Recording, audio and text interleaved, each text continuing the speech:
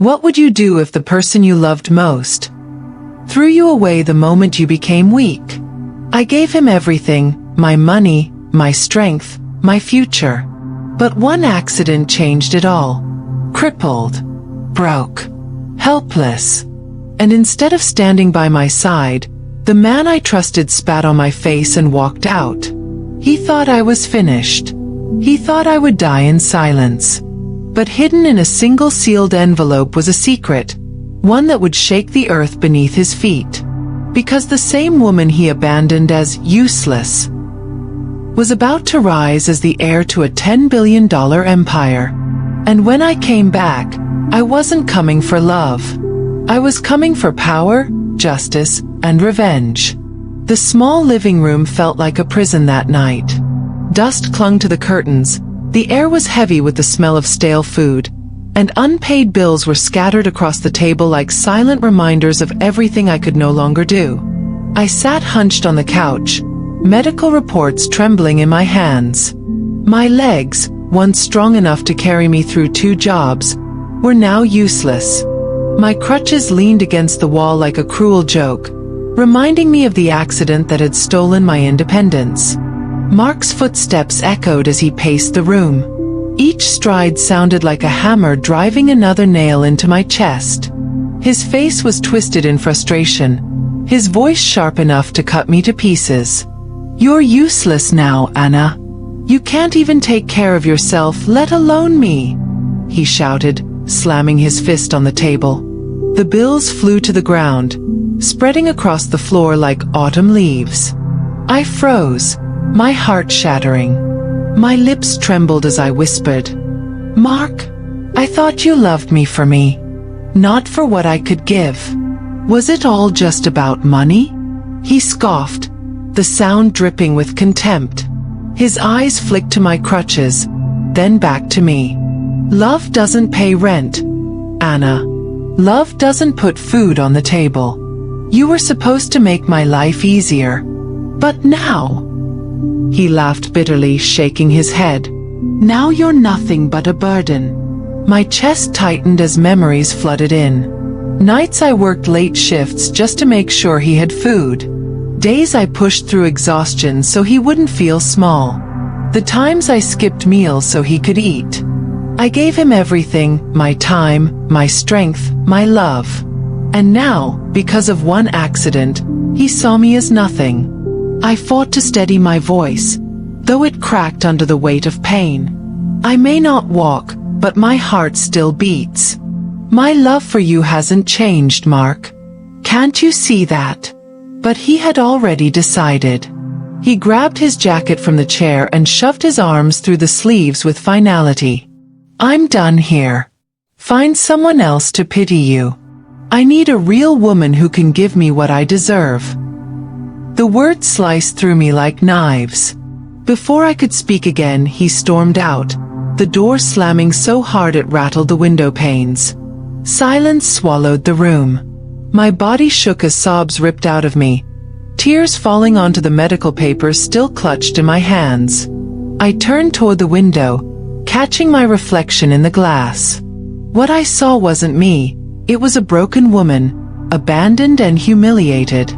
And yet, just a few feet away, inside the drawer of the table, lay an envelope sealed with gold. Bold letters across the front read, "Inheritance Notice." But in that moment, I didn't see it. I couldn't. All I felt was the emptiness he left behind. The night after Mark left felt like the longest night of my life. I lay on my bed in the dark, the faint glow of a bedside lamp the only thing keeping me from drowning completely in shadows.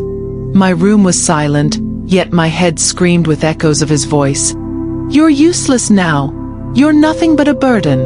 I turned my face into the pillow, but the words followed me like ghosts. I tried to remember the man I had fallen in love with, the man who once held me close, who once promised forever. But each memory was now poisoned by his cruelty. I remembered how I used to rush home just to see him smile, how I worked myself to the bone to make sure he had food to eat, how I believed we were building a life together. Now all I had were broken dreams and an empty room. My gaze drifted to the wall where our photographs once hung. Some still clung to the frame, smiling faces frozen in time, while others had fallen, their edges curled and torn. I reached for one picture on the nightstand, me and Mark at the beach, his arm wrapped around me, my laughter caught in the wind. My fingers trembled as I held it, and before I knew it, the photo tore in half. I didn't even realize I had done it until I felt the jagged edges press into my palm. Tears spilled down my cheeks. I clutched the halves of the photo to my chest and whispered, "Maybe I was nothing to him after all." The room felt suffocating. My wheelchair sat by the bed, one of its wheels slightly bent, squeaking whenever I tried to move it. Even that reminded me of my brokenness. I thought about the nights I called him from the hospital, begging him not to leave my side. I thought about the day he promised me we'd get through this together. Lies. All of it. My phone buzzed weakly on the table. I reached for it, but the screen was filled with unanswered calls and messages I had sent him in desperation before he walked out. Now they just mocked me with silence. No one was coming to save me. I buried my face in my hands. I gave him everything, I whispered into the emptiness. And now I have nothing. The drawer beside me slid open slightly as my trembling hand brushed against it. For a second, the golden seal of that envelope caught the lamplight. My inheritance notice, the one I had been too afraid to open since it arrived. My father, the man I had barely known, had left me something. But right now, I didn't care. Hope was too heavy to carry. All I could feel was betrayal. I closed the drawer, shutting the envelope out of sight, as if hiding it would erase the cruel ache inside me. I let myself collapse into the mattress, my sobs echoing in the silence. That night, I believed my story had ended. Little did I know it was only beginning. Days passed in a blur of silence and tears before I finally gathered enough courage to face the envelope. It had been sitting in my drawer for weeks, taunting me with its golden seal. That morning, I rolled my wheelchair to the table, my hands trembling as I pulled it out. My chest tightened. I almost shoved it back inside, but something in me whispered, "Open it." I tore it open, the sound sharp in the stillness of the room. Inside was a letter, thick and formal, stamped with a golden insignia. My eyes scanned the first lines, and my breath caught. To Miss Anna Carter, by the final will of your late father Richard Carter, you have been named the sole heir to his estate and fortune, valued at approximately $10 billion. My hands shook so badly that the paper nearly slipped from my grasp. I read the words again and again, each time feeling a rush of disbelief. $10 billion? Me. The daughter he had barely known, the one who grew up with nothing? Tears pricked my eyes, but they weren't from sorrow this time. They were from shock, from a sliver of hope breaking through the darkness that had swallowed me whole. I pressed a hand to my mouth and whispered, He left me everything. Later that afternoon, I found myself in a lawyer's office, sunlight pouring through tall windows that made the room feel alive. The lawyer, a calm man with kind eyes, slid the official documents across the polished mahogany desk. "Miss Carter," he said gently, "you don't just have security now. You have power. Your father left you not just his wealth, but his legacy. His businesses, his properties, his entire empire, it's all yours." I swallowed hard, still struggling to believe. Why me? I barely knew him. Why would he choose me? The lawyer's gaze softened. He once told me strength runs quiet in you, until it's tested. I believe he saw something in you that even you don't see yet. His words pierced me deeper than he knew. For so long, I had believed I was broken, worthless, left behind. But here in this office, clutching those papers, I felt a shift inside me. I looked down at the documents, the golden seal shining in the sunlight. My reflection glimmered faintly in the polished wood of the desk, and for the first time since the accident, I didn't see a broken woman. I saw possibility. My lips trembled, but this time, not from sorrow. This Change is everything. The lawyer smiled. Yes, Miss Carter. It does. I held the papers against my chest, tears spilling freely down my cheeks. But they were different now, tears of disbelief, of cautious joy, of something rising inside me I thought I had lost forever, hope. As I left the office, the sun warmed my face. For the first time in a long time, I lifted my chin high. The girl Mark had abandoned was gone. Something new was beginning to take her place. The first day of physical therapy felt like stepping into a war zone, but this time, I was determined to win. Every ache, every twinge of pain in my legs reminded me that I was alive and that I had something to fight for. I gritted my teeth as the therapist guided me through exercises I never imagined I could do. Slowly, painfully, I began to stand on my own again. Each step was shaky at first, but with every wobble, I felt a spark of strength returning. Once I could walk with confidence, I allowed myself to enter another world I had never truly explored. My father's estate. The sprawling mansion dazzled me, the chandeliers, the polished floors, the gardens that stretched farther than I could see. For a moment, I let myself simply breathe, letting the magnitude of it all sink in. I was no longer a broken girl hiding in darkness. I was the heir to billions. Shopping was next. Designer stores, elegant boutiques, and fittings that made me see myself in a new light. Clothes that hugged my figure just right. Shoes that made me stand tall. Jewelry that sparkled like the fire I felt inside. I wasn't doing it for vanity. I was doing it for myself, for the girl who had been crushed, humiliated, and abandoned. Each choice I made screamed, I am rising. I am unstoppable. The final step of my transformation came at my father's mansion, where I met the staff and managers who would help me run his empire. They welcomed me, their eyes filled with respect instead of pity. I walked through the halls with my head held high, my reflection in the polished surfaces showing a woman reborn, not broken, not abandoned, but strong, elegant, and ready. As I paused on the balcony overlooking the city, the wind brushing against my face, I whispered to myself, "He'll regret ever thinking I was weak." I let the words sink in, letting them fuel the fire that had been dormant for too long. And yet, despite all the luxury and power, I didn't forget the girl I used to be. The one who had suffered, cried, and felt abandoned. That girl's pain had shaped me, and now her strength was unstoppable. I could see it in my own eyes, reflected back from the glass, steady, unshakable, ready to take on the world. I picked up my phone, the device that would connect me to the world I had left behind.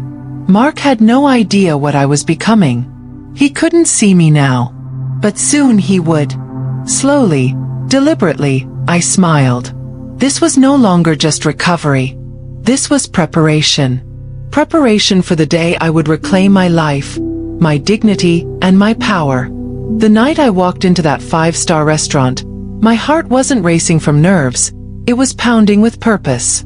The soft clinking of glasses and murmurs of wealthy patrons barely registered as I rolled through the doors. My heels clicked confidently on the polished floor, and my diamond necklace caught the soft chandelier light, casting glimmers across the room. I was no longer the girl Mark had left behind. I was someone he couldn't ignore. And then I saw him. Mark. Sitting at a corner table, his suit rumpled and his eyes wide with disbelief. For a moment, I allowed myself a small private smile. The man who once thought I was nothing now couldn't look away. I approached him slowly, letting my presence fill the space. Every eye in the restaurant turned as I passed, sensing the change in the atmosphere. It wasn't arrogance, it was power, and it radiated from me. "Anna?" he stammered, his voice barely above a whisper. I stopped in front of his table, my gaze steady. "Mark," I said softly, but with a calmness that cut deeper than anger ever could. "Long time no see." He opened his mouth, then closed it, words failing him. I could see the panic flicker in his eyes as he tried to process the woman standing before him. The girl he had left helpless and broken was gone. "You're rich," he finally managed. I laughed, a soft, deliberate sound. "No, Mark. Rich is too small a word. I'm powerful. I'm in control. And you? I tilted my head, watching him squirm. Where does that leave you? The air between us felt electric. The patron stared, whispers filling the room. I could feel the satisfaction building in my chest as I realized how far he had fallen while I had risen. He tried to speak, but the words caught in his throat. Desperation painted his features, and I felt no pity. This was poetic justice, the cruel, entitled man who thought he could throw me away without consequence. I reached past him, sliding the menu aside with a deliberate motion, and pressed a button on my phone. Instantly, a waiter approached. "Table for two, Mr. Roberts," I said, smiling at the confusion in his eyes. "And make sure the chef knows everything comes from the new owner's account." Mark's face paled. His jaw went slack. He finally understood. The empire he had ignored, the girl he had discarded, was now untouchable. He was powerless. I let the moment linger, my eyes meeting his one last time. "Enjoy your dinner, Mark," I whispered. Then I walked away, heels clicking, leaving him to the silence of his defeat. As I stepped out of the restaurant, the cool night air kissed my face. I had done more than survive. I had reclaimed everything. The city lights stretched endlessly before me as I stood on the balcony of my mansion, a glass of wine in hand. The soft breeze brushed my face, and for the first time in months, I felt peace settle into my bones. I had survived betrayal, heartbreak, and humiliation. I had been broken, left alone in darkness, but now I was whole. I took a slow sip, letting the warmth of the wine mirror the warmth I felt inside. The girl who had cried on the couch, crushed by Mark's words, had been replaced by someone stronger, smarter, and unshakable. Every trial, every tear, every moment of doubt had forged me into who I was now. A woman who could stand tall, no matter the storm. I let my gaze wander across the skyline, the city alive with possibilities. And I thought about Mark, about the man who had once held all the power over me. He had walked away, thinking I was finished, thinking I would crumble. But little did he know, losing him had been my greatest gift. Sometimes, I whispered to myself, the universe has a way of giving you exactly what you need. And in my case, losing someone who never truly loved me had led me to discover my own strength and a fortune I had never imagined. I took another sip, savoring the moment. The pain of the past still lingered like a shadow, but it no longer controlled me. It was a reminder of how far I had come, a proof of my resilience. Sometimes, I said softly, losing someone is the only way to find yourself. I smiled, raising my glass to the night. Not to Mark, not to revenge, but to me.